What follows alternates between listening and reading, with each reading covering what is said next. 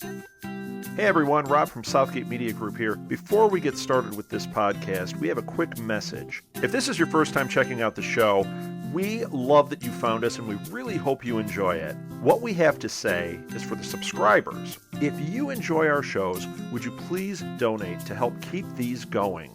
We don't want to have to put traditional ads on these shows, but this does cost money. So we really do rely heavily on donations.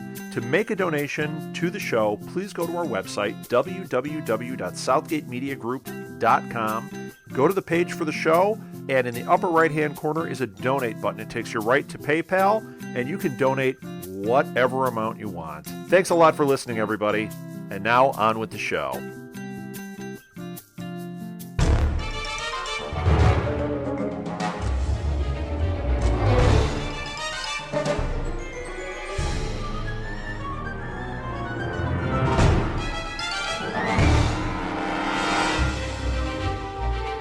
Welcome to World's Finest, the weekly DC Comics review. I am your host, Phil Parrish, your Batman of the podcast. And, well, Tyler Patrick, your Superman, is not here today. He is on a top secret mission, so we'll dive into the few books we had this week. And Tyler did leave us some audio, so I will play that when it is appropriate. Alright, let's dive in. These first two books are brought to you by Channel 52, the DC podcast, hosted by Lilith Hellfire and a score of people. And if you tune into the next episode of Channel 52, you'll hear a few people, I believe, but one of them will be me, as I talk to Lilith about the upcoming Convergence storyline and the state of DC Comics and where they're going in the next couple months. But anyway, let's dive in. The first book I read was the New 52 Futures End number 47. As we've been talking with Tyler, Terry McGinnis, Batman Beyond from the future, has been killed. And Tim Drake, the third Robin, has taken his suit. And against Batman's wishes, mostly, Tim decides to complete the time travel journey that Terry McGinnis began to try to stop Brother Eye. He makes it to the satellite where Brother Eye's, the mainframe is. He sets some bombs, and at first, Brother Eye tries to stop him, but once Tim Drake explains to him that, you're programmed to save humanity, but you're going to destroy it. And especially at this point, this is when all the people of Earth 2 are coming over. So Tim convinces Brother Eye not to send the signal for the Earth 2 people to find this Earth. And once he sets the bombs, Brother Eye says, "You don't have to die, you can save yourself," which he sends Tim through a portal. I guess he time travels again, and he lands on what he assumes is Earth. And he looks like he's in a forest, and he's asking the Alfred artificial intelligence in the Batman Beyond suit, did we fix it? Is everything? And then the last page is Tim looking at something, and he says, "I didn't expect that." So I guess next issue, which I believe will be the last issue before Convergence, we'll find out what happened. But, Lush Forest, I'm thinking maybe it's not that bad. But I gave this issue a 5. This is probably the highest I've given any Futures End issue. I enjoyed this. Maybe it's just that I like, all things Batman and Batman Beyond and Tim Drake and all the Robins. But I think I enjoyed this issue of Futures End more than any of them so far. Like I said, it feels like they got something done. Some of the other ones, it feels like they were spinning their wheels, biding time. So, like I said, 5 stars on Futures End 47. Alright, the next book is Deathstroke Number 6. Picks up where last issue left off, of course. Deathstroke and Harley are in Gotham, and they're looking for Deathstroke's children, Jericho and Rose, the Ravager. And Slade Wilson runs across his father, who the battle seems rushed, maybe because Convergence is coming. That's what Tyler and I have been saying the last few weeks with all this month's books. A lot of them feel like they're rushed for Convergence. But anyway, towards the end of the battle, Jericho, who can hop into different bodies and possess people and use their bodies. It seems his powers, I don't know if they're expanding, becoming more powerful, but he lets loose with some kind of blast from his eyes or something, and everything goes green.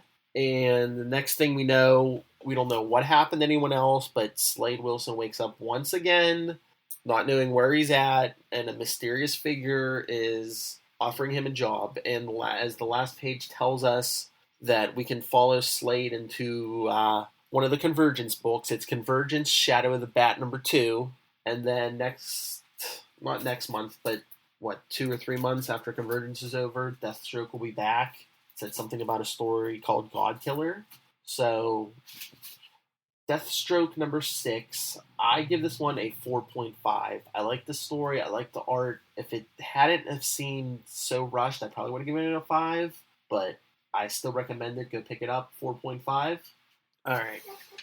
And next, we're going to get The Flash. So this portion of the podcast is brought to you by the Flash Arrow Power Hour podcast, hosted by myself, Tyler, and that guy, Zach. Just kidding, Zach. And the Flashpoint podcast, hosted by Lilith Hellfire and Kelly, and their other podcast, the Queen Consolidated podcast, and also the Fast Talkers podcast. Shameless plugs out of the way. All right, so we're going to get The Flash number 40, and this is one of the two that Tyler read, so I will keep quiet for a minute or two, hard to believe, and here are the words of Tyler Patrick himself. Alright guys, Tyler's review of The Flash. Issue 40, the last issue before Convergence. And here's what I'm saying, man. This book was good. It was a conclusion of Blueberry. That's what I've been calling him, though I haven't mentioned him here on the cast yet. But Blueberry and then regular Berry collide, and it was good. But I give this book a 5. And I give this book a 5 for one word and the last page, which really makes me excited to see what they're going to do in Convergence. So if you haven't had a chance to read this one, don't just pick this issue up. Pick up the series, but definitely this is The Flash. So I give it, like I said, a 5 because of the last page. Alright, I did read. Alright, everyone. You heard it here first. Tyler gave it a 5, and I think I am also going to give it a 5. Pretty good review. I'm trying to think if Tyler missed anything. But we're all excited after Convergence. It looks like we're going to get Reverse Flash, the real Reverse Flash, because in the New 52 so far, they gave us a Reverse Flash who was the brother of Iris West. And it doesn't look like the Zoom we've been accustomed to pre-New 52 or even in the Flash television show. But it looks like we're getting a yellow-suited version of Professor Zoom, the Reverse Flash. So, like I said, as my partner said, I give this book a 5 also. Go pick it up. Alright, that just brings us to the last 3 books. And these books, of course, are the Bat books. So this portion of the podcast is brought to you by Before the Bat, the Gotham podcast, hosted by myself, Tyler, once again, and Kelly. Alright, let us jump in. Catwoman number 40. This is, once again, the last part of this storyline, because if you haven't been paying attention, Convergence is coming. So this is the end of the storyline of Catwoman running her own crime family. And I don't know if my attention span or my reading comprehension is low, which I don't think so, but it's been kind of hard to follow. The art's okay, but all these crime bosses and crime family members, I'm like, who's that again? Oh, yeah, that's supposed to be Catwoman's brother, yeah. And this guy's just supposed to be a figure in Black Mask Gang. But once again, felt a little rushed because of the upcoming Convergence. So, at the end, Selena Kyle takes back her identity as Catwoman, so I don't know if this means she's completely done with the crime families. It kind of made it seem that way, but I don't know if they kind of left it open. She could come back to the crime family, so I don't know if they're playing a wait-and-see game with, once again, did everyone like this storyline, and what's everyone going to like in Convergence? But anyway, I give this one a 3. If you're looking for something to pick up that kind of ties into Batman Eternal and the storyline there, pick up Catwoman, because the crime family storyline kind of ties in there.